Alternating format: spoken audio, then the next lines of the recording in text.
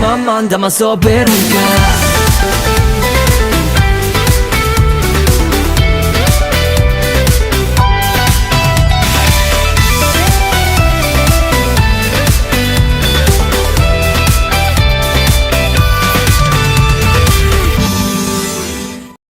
Hi guys, welcome back to my channel. I hope you've been great. In today's video, as you can see in the title, I am going to be reacting to your scandalous K-pop opinions / confessions. And if you want to participate in the same video in the future, I will leave the form where you can put your opinions and stuff in the description box down below. So make sure to check that out. And I'll just put a little disclaimer. Those are only people's opinions, and I tried to not include the ones that were just plain rude and disrespectful, because that's not something that I tolerate, and I will not expose content like this on my channel. I refuse it. It's against my morals. But yeah, if you enjoyed the video, don't forget to like it and subscribe to my channel. Maybe even go follow my Instagram if you want to. And with that out of the way, let's just get into it.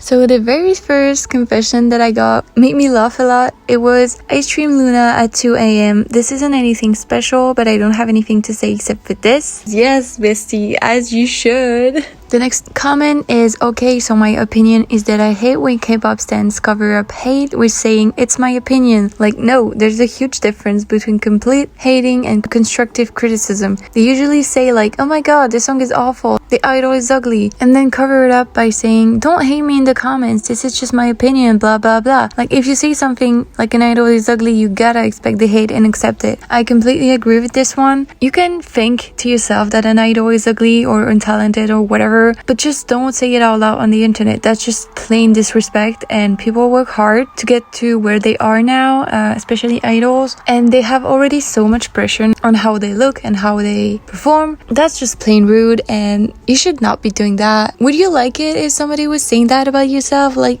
I don't even understand why you would say that. Probably because people are like young, but still, you don't do that. You just don't. The third opinion, I think that this subscriber thought that I was going to make a indirect K-pop opinions video because they did not give out names, and now I'm so curious about who they're talking about. So they're saying there is this one soloist, they're very popular, recently they had a comeback too, but I just can't like them for some reason. They're talented, I guess, but they're always fishy to me. To be honest, I don't get why people are so hyped up for their comeback. They're not that extraordinary, and I don't like their song except for the chorus. There is something sus about them. They are very favored in the industry too. They're truly an example of the word overrated. So OP, if you see this video, I'm begging you, please drop the name, okay? I want to see the tea. No, seriously, I thought about maybe Sunmi. I don't really agree with this opinion because to me at least, there's not one soloist at the moment who recently got their comeback that I'm aware of that seems fishy or overrated to me in my personal eyes. But I can see where this is coming from, and I totally respect your opinion, but drop the name, please. For the sake of this community, drop the name. The next comment was, Blackpink has some of the worst styling, and I couldn't disagree more. I think Blackpink stylists are doing a fantastic job at bringing up every member's personality through their styling, and the girls themselves have also said that they play a big part in how they dress for events and stuff. They communicate with the stylist, together they elaborate outfits and stuff. It's really nice to me that the girls get to kind of pick and, you know, lead the stylist to where they want to go. And I think it's a great opportunity to showcase the girls' styles individually with the help of professionals. I think that it turns out great. They all stand out individually with their own style, yet they never look out of place together. Well, for the most part, because there's a few sets that I would never talk about on this channel because it's just a disgrace to society. But seriously, Blackpink have amazing style and they really pull it off. So I kind of disagree with this one. Next opinion is, K-pop fans blame the company too much. Like, I do get that most of them are the company's fault, but sometimes the company had to do what companies do, and people saying company treat their idols like money machine makers. I mean, that's the whole point of an idol and a company. The company promotes the idols. As long as they don't overwork their idol, it's fine. And I think fans don't get how much the company did for the idols. They trained, they built it, promoted them, etc. I don't know how I feel about this one. I kind of agree, kind of disagree, because, you know, it's not because somebody did something for you that you have to do something for them. Not only in the work area, I mean in life in general. But at the same time, it's their job. But I do get where this is coming from. And I'm very conflicted about this. So I'm gonna go think in the corner and move on to the next opinion. Dreamcatcher is the most talented girl group ever and deserves the first win as soon as possible.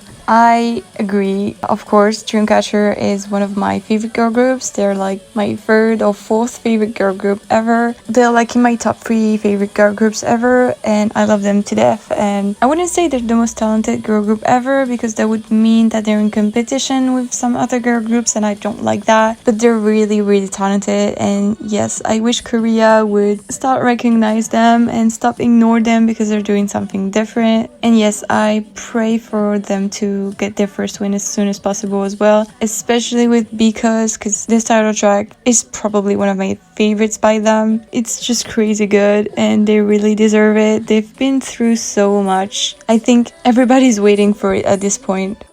Trigger warning, S-word coming, so if that's something that can trigger you, just click off the video now. It's the last opinion, you won't miss anything. And the last opinion of today is, I'm not a fan of TXT's Loser Lover. It sounds like it's about committing the S-word to escape your problems, which is really off-putting, and its use of the F-word feels very unnecessary / out of place to me. Don't get me wrong though, the vocals are absolutely incredible and I love the belt, growls and the rock feel. I disagree. I can probably assure you that the person who wrote this is still pretty young, not teenager yet or barely a teenager, but I totally understand where this is coming from, and I'm talking and answering to you with an adult point of view. I'm 21 and I've been through an emo phase when I was younger, like middle school days, and seeing TXT bringing me this nostalgic feel with music that I used to listen like 10 years ago, it actually feels so good. And the fact that they use the F word,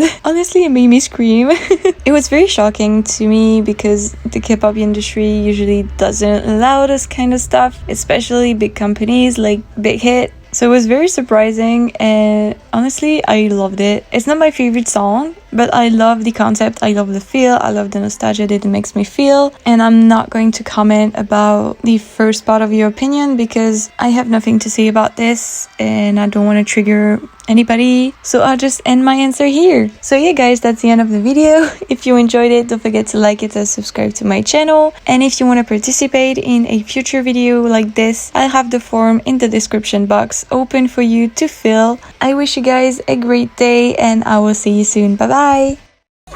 이야기였다 끝없이 떠오르는 너의 한마디 그저 바라볼 수 있는 것만으로 맘에 깊이 새겨질 사진처럼 나의 기억들을 하나씩 모아서 소중히 마음속에 간직할게 바람이 들려쳐 멀리 날아간 그대 향기 기억해 영원히 I wish you back